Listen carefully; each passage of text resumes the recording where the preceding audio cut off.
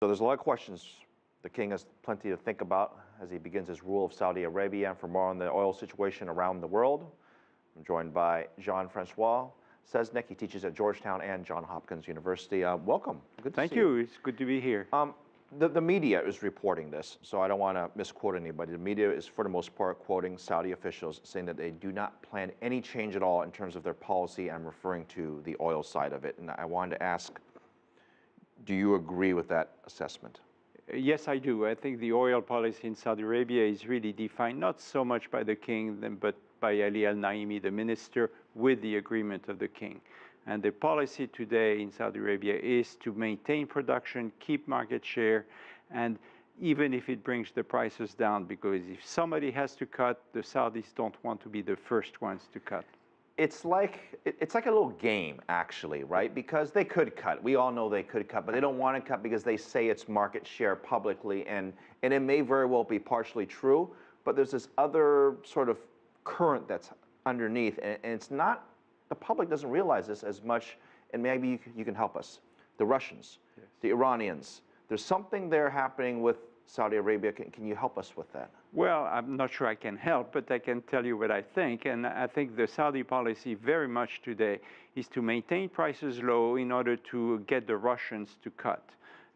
Because the Russians could cut by 500,000 barrels pretty easily.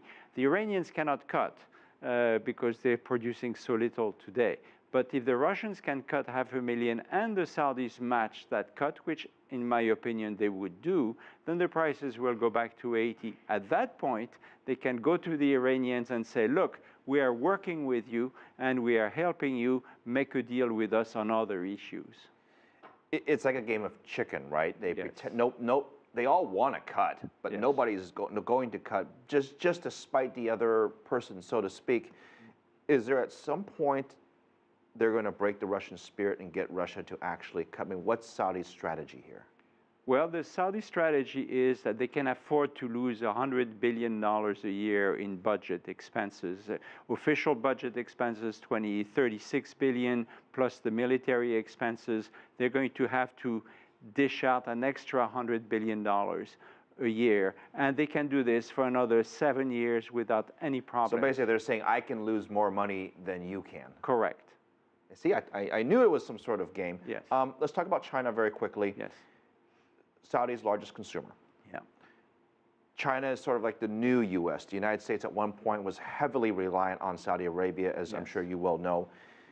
With all these cars in China, the tens of millions of cars that we see on the road, I mean, that's really the beginning of the U.S. Renaissance when we started to see cars on our road. So you would think that demand for oil would be growing almost exponentially, but that hasn't been the case. Right. And I wonder if you could help explain what happened here.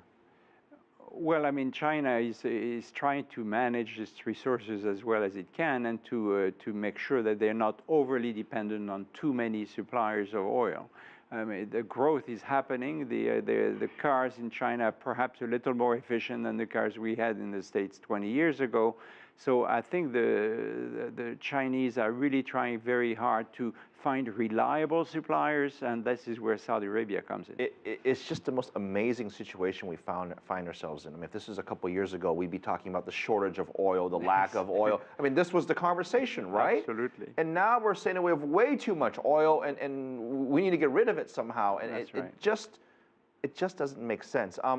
King Abdullah's economic policy, his legacy, first of all, right. And then I'll talk about the future. What's his legacy going to be?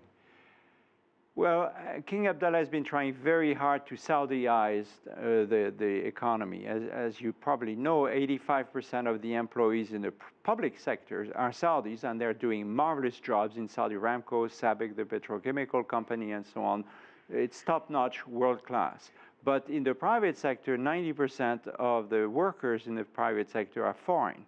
And I think the king has been trying to really push the merchants and various classes in Saudi Arabia to hire more and more Saudis. And therefore, he's been working very hard on the educational system to make it up to date so that people would feel like hiring Saudis.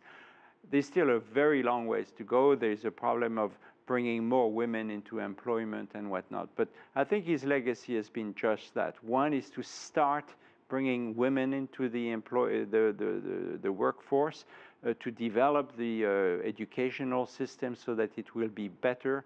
There's still a long ways to go. Yeah, I think a lot of people forget about some of the restrictions that they have. That a lot of it is cultural, but it's still significant. Professor Jean-François, thank you very much from Georgetown, Johns Hopkins. Good to see you. Thank you for coming in. My pleasure, Troy. To help us with this topic. Coming up.